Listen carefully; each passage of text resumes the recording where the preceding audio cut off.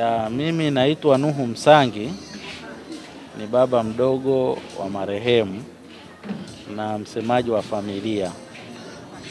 Tumekaa kikao chetu, tumekubaliana kwamba marehemu wetu tutaenda kuwahifadhi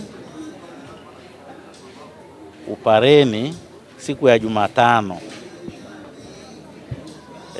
Ibada itafanyika hapa siku ya Jumanne. Baada ya kumaliza ibada, tutaanza safari ya kuelekea Upareni kuwahifadhi wapendwa wetu. Taratibu zingine, tunashukuru Jeshi la Polisi limetupa ushirikiano wa kutosha. Kwa upande wao wamekamilisha taratibu zinazotakiwa ili sisi kuweza kwenda kuwahifadhi ndugu zetu hawa.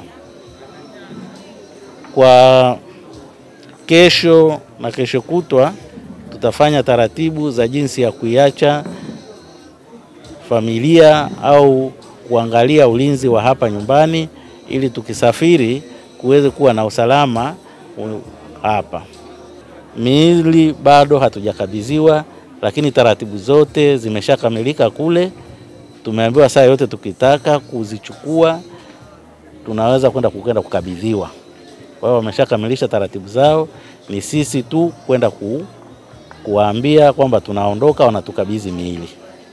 Ibada labda ratiba ya nyumbani kule watakapokwenda kupumzishwa iko vipi, labda na hilo eneo ambalo wanakwenda kupumzishwa ni eneo la familia ambalo lilitengwa kwa ajili ya familia ama taratibu gani? Kitoka hapa tutaenda kumhifadhi marehemu wetu hawa nyumbani kwake. Ana nyumbani kwake, kwa hiyo pale nyumbani ndio ibada zitafanyika pale. Ratiba kamili ya siku ya tukio yote tutaitoa kabla ya siku hiyo, na tutawagawia ndugu, marafiki na majirani watakaoweza kushiriki kwenye tukio hilo waweze kushiriki. Wale ambao wanatamani kuwa sehemu ya ushiriki kwa maana ya kusafiri na familia, labda kuna taratibu za kuchangia na zikoje, labda kwa watu ambao wana familia na watu wengine ambao wanataka kuambatana na familia? Wanafamilia magari yameandaliwa kwa ajili ya kuwasafirisha, lakini wale waombolezaji pia magari yataandaliwa, watu wataorozeshwa ambao wana kusudio la kwenda kushiriki tukio hili, na nauli ya kwenda na kurudi ni 50,000 kwa mtu mmoja, kwa wale ambao watapenda kwenda kushiriki kwenye hayo magari ya kukodi, ambao yale ya familia kama yakijaa, wengine watakaozidi tutaweza kuwaandalia magari ya kwenda na kurudi. Pamoja na ruhusa ya kuchukua miili ya wapendwa wetu, kuna taarifa yote ya ziada ambayo labda Jeshi la Polisi imewasilisha kwenu kama familia juu ya tukio hili?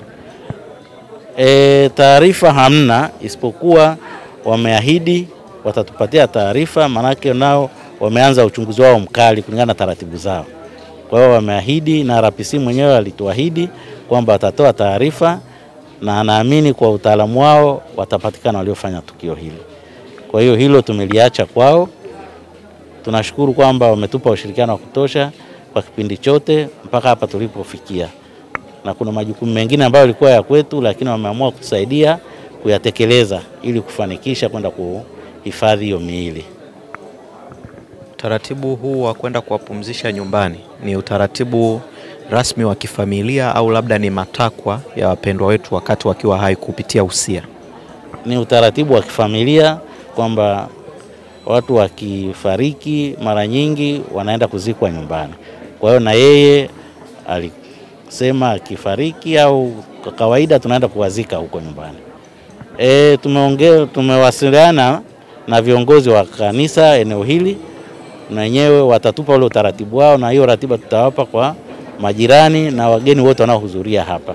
Kwa hiyo kesho tutaenda kuonana na mwenyekiti wa parokia hapa, atatupa ule mwongozo, maana walituambia kama ni kesho tuwaeleze tukishakuwa tayari. Sasa tulikuwa tunasubiri taratibu za leo zikamilike, ambao leo zimekamilika, lakini tunaona muda umeisha, hatukuweza kwenda kuwapa taarifa.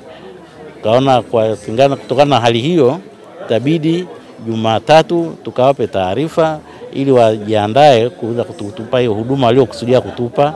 Kesho walituambia wako tayari kwa wakati wowote tutakapokuwa tayari. Kwa hiyo na sisi tutawapa taarifa kesho waweze kufanya huo utaratibu kulingana na taratibu zao kuweza kutuhudumia.